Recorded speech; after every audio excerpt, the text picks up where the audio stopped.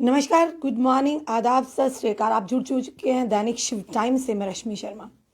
दर्शकों, important update लेकर अपने व्यूवर्स के समक्ष हाजिर हुए। जितने भी हमारे दैनिक शिव टाइम के व्यूवर्स हैं, जल्द से जल्द समक्ष आइए ताकि जानकारी आप तक पहुंचे।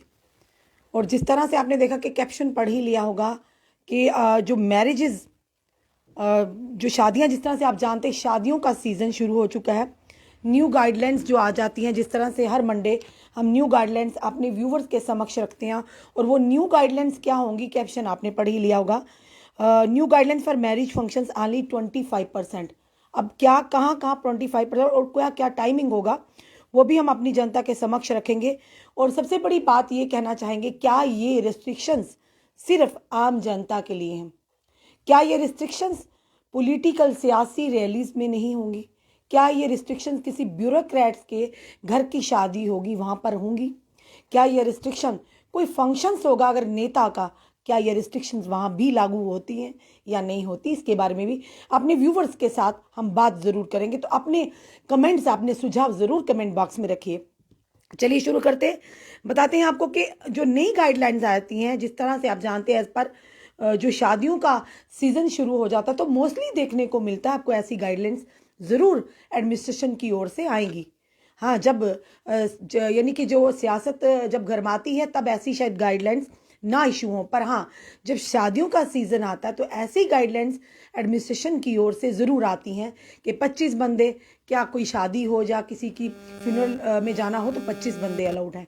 बाकी सब में इनको आज़ादी है, चाहे वो किसी भी पार्टी की रैली हो या उनको जनता को संबोधित कर रहे हो। हज़ारों लाखों की तादाद में लोग आते हैं, तब कोरोना कोमा में होता है। बार बार हम यही कहते हैं, तब कोरोना भाग जाता है। हाँ, जब आम जनता कोई रेडी लगाती है, कोई फड़ी लगाता है, बेचारा कोई दुकानदार है छोटे छोटे, तब कोरोना पीक पर होता है। तब ये लोग सारे जाग जाते हैं, सतर्क हो जाते हैं।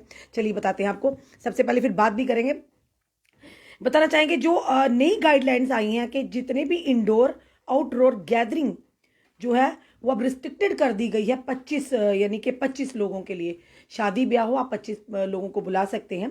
और साथ ही साथ बैंक्वेट हॉल हैं, और बताना चाहेंगे जितने भी बैंक्वेट हॉल है जहां पर जो पॉजिटिविटी रेट है below 0.2 and weekly cases load below 250 यानी कि जिस डिस्ट्रिक्ट का भी जो रेट है पॉजिटिविटी 0.2, और साथ ही साथ केसेस जो है जो वीकली केसेस आ रहे हैं 250 से कम है, तो वहां पर आप 25% यानी कि जो कैपेसिटी के साथ ये शादी ब्याह में गैदरिंग जो है कर सकते हैं। उनको 25% कैपेसिटी के साथ अथॉरिटी है। और साथ ही साथ कहेंगे कि जो ओपन, खास करके इस पर जोर दिया गया, जो ओपन स्पेस है, शादी बैंक्वेट हॉल हो या हॉल हो, मैरिजेस हॉल हो, वहाँ पर कम से उन्होंने कहा कि साफ तौर पर कि वहाँ पर ओपन स्पेस को प्रेफर किया जाएगा कि अगर शादी के आप शादी करें, फंक्शन है, तो ओपन स्पेस में की जाए। और साथ ही साथ वहाँ पर PCR और RT, ये ज़रूरी, इस पर ध्यान दीजिए। RT PCR और रैट के जो है टेस्ट वहाँ साथ होने चाहिए, यानी जो कम से कम 72 घंटे से ज़्यादा पुराने नहीं होने चाहिए। यानी अब शादी में जाना है, आप लोग अपना सबसे पहले RT PCR रैट करवाइए, फिर अपने पॉकेट में रखिए। शायद आप शगुन रखना भूल जाएं, पर ये चीज़ मत भूलिए, क्योंकि ये मैंडेटरी है, खास करके जिनके घर शादियां हैं। बाकी सबके लिए बिल्कुल अलो है। और साथ ही साथ बताना चाहेंगे, cinema halls and theatres and multiplexes are also allowed to function with 25% capacity. जितने भी सिनेमा हॉल्स हैं, थिएटर्स हैं, मल्टीप्लेक्स हैं, उनको भी 25% कैपेसिटी के साथ खुलने की अनुमति है। और साथ ही साथ ये भी कहा गया है कि कोविड अप्रोप्रिएट बिहेवियर को अपनाइए, यानी उसको भी ज़रूरी है अपनाना। ये सारे जो डिस्ट्रिक्ट्स है और सुप्रीडेंट पुलिस है, उनको हिदायत, सख्ती से हिदायत दी गई है। और साथ ही साथ बताएंगे स्विमिंग पूल्स, उनको भी 25% जो कि कैपेसिटी के साथ खुलने की अनुमति। साथ ही साथ कोविड अप्रोप्रिएट बिहेवियर को अपनाना भी ज़रूरी है। और साथ ही साथ एक और बात जिस पर शायद जनता जाने की कोशिश करती होगी कि ऑफलाइन जो एग्ज़ाम्स होंगे, फिर से हम इस पर जोर डालेंगे कि ऑफलाइन जो एग्ज़ाम्स होंगे स्कूलों में, वो 10th और 12th के होंगे। वो भी अगर पेरेंट्स की अनुमति होगी, पेरेंट्स की अगर कॉन्सेंट होगी, तब बच्चा ऑफलाइन एग्जाम देगा। अदरवाइज अगर पेरेंट्स की कॉन्सेंट नहीं होगी तो वो बच्चा भी ऑनलाइन ही एग्जाम देगा। और अगर कोई स्कूल या अगर कोई स्कूल आपको, आप जितने भी मेरे इस समय व्यूवर देख रहे हैं, आप लोगों को ज़बरदस्ती आपके बच्चों को स्कूल बुलाते हैं ऑफलाइन एग्जाम्स के लिए, या आपको स्कूलों में 10th और 12th के अलावा जो क्लासेज है उनको बुलाते हैं स्कूल में, तो आप तुरंत डायरेक्टोरेट ऑफ स्कूल एजुकेशन के जो डायरेक्टर है उनको तुरंत कॉल कर ये बात बता सकते हैं, उन पर कार्रवाई भी होगी जो अगर बच्चों के साथ ज़बरदस्ती उनको स्कूल बुलाते हैं। फिर से कहेंगे, ऑफलाइन एग्जाम सिर्फ 10th और 12th क्लास के ही उनको अनुमति दी गई, और वो भी अपने पेरेंट्स की कॉन्सेंट के साथ। अगर पेरेंट्स कॉन्सेंट देते हैं तब बच्चा ऑफलाइन एग्जाम देगा स्कूल जाकर, अगर पेरेंट्स कॉन्सेंट नहीं देते तो वो बच्चे ऑनलाइन ही एग्जाम्स देंगे। ये बड़ा एक इम्पॉर्टेंट जो हमने आपको बताया कि ज़रूरी है। और साथ ही साथ बताएंगे अब जो मेन चीज़ है, जो नाइट कर्फ्यू की बात करें, नाइट कर्फ्यू जैसे पहले कोविड की मार थी, जब कोविड का कहर था, तब जो रात को 11 से लेकर सुबह 5 बजे तक होता। अब जम्मू की बात करें, जम्मू में फ़िलहाल तो 10 से लेकर सुबह 6 बजे तक है। अब बात बताएं कि जो डिस्ट्रिक्ट्स हैं, ऑल डिस्ट्रिक्ट्स में 9 से 6 कर दी गई है, बट ये भी बताना चाहेंगे उन डिस्ट्रिक्ट्स में, जिन डिस्ट्रिक्ट्स में रेट जो कि 0.2 और वीकली केसेस 250 से कम है, वहाँ पर 11 से सुबह 6 बजे तक कर्फ्यू, नाइट कर्फ्यू होगा। यानी अगर जिस डिस्ट्रिक्ट में केसेस ज़्यादा हैं वहाँ पर 9 से 6 बजे तक, रात 9 से सुबह 6 बजे, और जिन डिस्ट्रिक्ट में 0.2 और साथ ही साथ जो केसेस होंगे, केसेस का जो आंकड़ा होगा 250 से वीकली जो कम होगा, वहाँ पर 11 से लेकर सुबह 6 बजे तक यानी कि कर्फ्यू रहेगा। ये जो नई जो गाइडलाइंस आई है, पर फिलहाल जम्मू की जो कुछ दिन पहले डीसी जम्मू ने जो आदेश दिए थे, जम्मू में रात 10 से लेकर सुबह 6 बजे तक ये कर्फ्यू नाफिज है।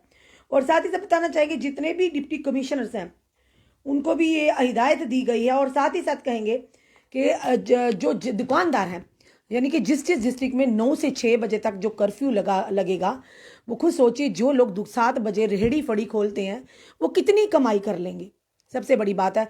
और देखिए बड़े बड़े नेता जम्मू में आ रहे हैं, चाहे वो कांग्रेस के हों, चाहे वो बीजेपी के हों, चाहे वो नेशनल कॉन्फ्रेंस के हों, चाहे वो पीडीपी हो। जैसे महबूबा मुफ्ती जी भी आती रहती हैं जम्मू में, दौरा करती है, उमर अब्दुल्ला जी भी का भी दौरा है।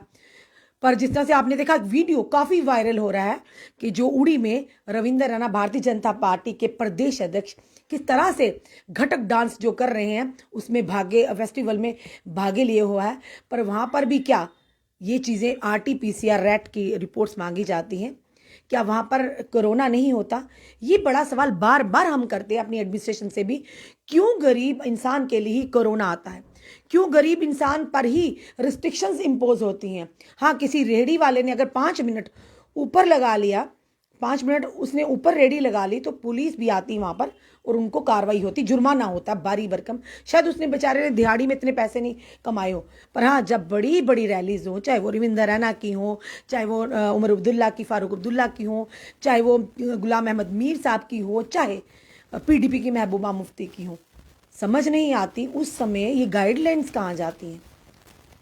ये तो कहा गया कि अगर कोई भी बैंक्वेट हॉल, कोई भी जो कि जिस तरह से कहेंगे जो मैरिजेस हॉल है, अगर वो गाइडलाइंस की उल्लंघना करते हुए, वायलेशन करते हुए पकड़ा गया तो उन पर कार्रवाई भी होगी, वो बैंक्वेट हॉल सील भी किए जाएंगे।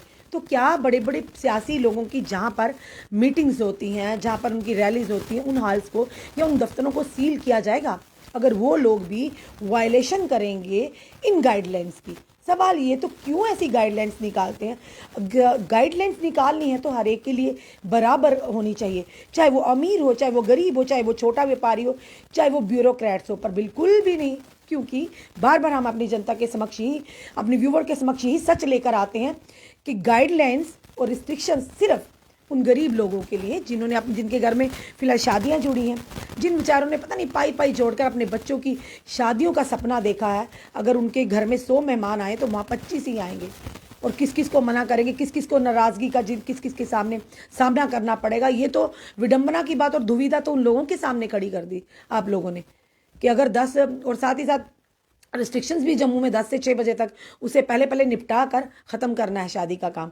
चाहे कोई दूर दराज से आता, किसी ने दूर भी जाना हो, लोगों के आगे परेशानियां हो चुकी हैं, पर ये समझ नहीं आती कि शादियों में कोरोना क्यों आता है, यानी इतना ज़्यादा रिस्ट्रिक्शंस क्यों, रिस्ट्रिक्टेड क्यों कर दिया जाता है।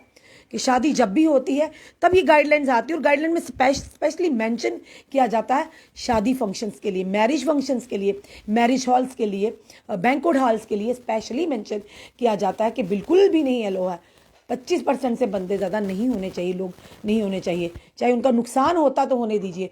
जिन्होंने पहले ही साल पहले ही या दो साल या 1.5 से पहले बुकिंग दे रखी है, उनकी कोई टेंशन नहीं है, उनको कुछ भी हो, ना ही प्रशासन को लेना देना, ना यहाँ की नेतागण को, ना ही सरकार को लेना देना। उनका नुकसान होता है भले ही होते रहे, पर हाँ बिल्कुल आपकी जो नुकसान नहीं होना चाहिए, सियासी पार्टियों का बिल्कुल भी नुकसान नहीं होना चाहिए। उनकी गैदरिंग वैसे ही होनी चाहिए, उनके जिस तरह से जो रैलीज है वैसे ही होनी चाहिए, चाहे वो मास्क पहने ना पहने, चाहे वो 2 गज की दूरी रखें ना रखें। ये मिसाल है हमारे जम्मू में, आप लगातार आप देखने को मिल रही है, रिस्ट्रिक्शन है, बिल्कुल है रिस्ट्रिक्शन, और माननी भी चाहिए। और रिस्ट्रिक्शन सिर्फ किनको मारनी चाहिए? गरीब लोगों को, आम जनता को मारनी चाहिए, आपको मारनी चाहिए, हमें मारनी चाहिए, और खास करके उन रेडी फड़ी वालों को मारनी चाहिए, छोटी छोटी जो रेडी लेके गलियों गलियों घूमते हैं या सड़कों में खड़े होते हैं, या बात करें रेडी जोन गांधीनगर की, उनको भी जल्दी जल्दी उनको मारनी चाहिए, क्योंकि वो लोग बहुत रसूखदार हैं बेचारे, सुबह आते कमाने की फिराक में कि कब 4 पैसे कमाकर अपने घर जाएं, पर 9 बजे ही जब पुलिस की गाड़ियां आती हैं या एडमिनिस्ट्रेशन की तरफ से उनको अलार्म के जल्दी जल्दी बंद करें, वाइंड अप करके भागिए, तो कई बार उनका सामान भी खराब हो जाता है, कई बार वो गरीब लोग घर पर रोजी रोटी भी उनका जुगाड़ नहीं होता। तो क्यों इस तरह की रिस्ट्रिक्शन लगाइए रिस्ट्रिक्शन, जनता मानेगी भी, पर रिस्ट्रिक्शन जब लगानी है फिर सब पर बराबर। इलेक्शंस के दिनों में क्या रिस्ट्रिक्शंस नहीं लगती, या वहाँ कोरोना नहीं फैलता? सबसे ज़्यादा कोरोना उस समय फैलना चाहिए जब हज़ारों की तादाद में, कितनी तादाद में लोग इकट्ठे होते हैं, जुड़कर खड़े होते हैं, नारेबाजी करते हैं, और आप लोग संबोधित बड़ी खुशी से कर रहे होते हैं, इवन के मास्क तो आपके चेहरे पर भी नहीं होता। फिर दूसरों को एडमिनिस्ट्रेशन की ओर से क्यों गाइडलाइंस? मैंने डिज़ास्टर मैनेजमेंट की जो गाइडलाइंस है वो सिर्फ और सिर्फ आम जनता के लिए, ये आज हम अपने जनता के समक्ष, अपने व्यूवर के समक्ष तथ्य रख रहे हैं कि वाकई ही गाइडलाइंस है वो सिर्फ आम इंसान के लिए, गरीब इंसान के लिए, छोटे छोटे बिजनेस वालों के लिए, बाकी ब्यूरोक्रेट्स के लिए बिल्कुल नहीं, नेताओं के लिए बिल्कुल नहीं, सियासी पार्टियों के लिए बिल्कुल नहीं। उनके लिए कोरोना ख़त्म, क्योंकि जब वो वहाँ पर लोग पूरी नफरी के साथ लोग, सियासी लोग जब निकलते हैं तो कोरोना पीछे भाग जाता है, उनको देखकर डर लगता है उनको कि हमें भी पकड़ कर बंदी ना बना दें। तो इसलिए जब आम गरीब इंसान दुकानदार है, छोटे छोटे दुकानदार हैं, जब वो दुकानदार करते तो कोरोना उनके दरवाजे पर खड़ा होता है कि बस अटैक करना है कोरोना ने, तो तब जाके एडमिनिस्ट्रेशन बड़े बड़े ये आदेश निकालती है, और जिसे हमें मानना भी होता है। आपको ये वीडियो कैसा लगा? अपनी राय ज़रूर कमेंट बॉक्स में रखिए, और इस वीडियो को ज़्यादा से शेयर कीजिए। क्या ये कोरोना सिर्फ आम जनता के लिए, क्या ये कोरोना सिर्फ गरीब के लिए है? ये बड़ा सवाल है। और क्या सियासी और पॉलिटिकल जो रैलीज होती, सियासी रैलीज होती, ब्यूरोक्रेट्स की शादियां होती हैं, क्या एडमिनिस्ट्रेशन वहाँ पर नज़र रखती है कि कितने लोग हैं और कितने लोग नहीं? ध्यान अब ये देखना है, हम भी ये पूरा ध्यान रखेंगे, क्या जो ब्यूरोक्रेट्स के घरों की शादियां होती हैं वहाँ पर सिर्फ 25 लोग उपस्थित होते हैं? इस पर भी हमारी पूरी नज़र रहेगी। और अगर आप लोग भी, आपके आसपास ऐसा कुछ देखने को मिलता है, तुरंत हमें इन्फॉर्म कीजिए। और साथ ही साथ अगर किसी नेता के घर शादी होती है, अब देखना ये भी है क्या वहाँ सिर्फ 25 लोगों की अनुमति होगी? ये भी, इस पर भी अब नज़र रहेगी। दैनिक शिव टाइम हमेशा अपने व्यूवर्स के साथ, अपनी जनता के साथ खड़ा है, उनके शाना बशाना, उनकी दुविधाओं को, उनकी परेशानियों को, उनके मन की बात को हमेशा प्रशासन और सरकार तक लाने की पूरी कोशिश करता है। दर्शकों, अभी तक के लिए इतना ही। इस वीडियो को ज़्यादा से ज़्यादा शेयर कीजिए और जुड़े रहिए ऐसे हमारे साथ अगले अपडेट के लिए। जय हिंद, जय भारत।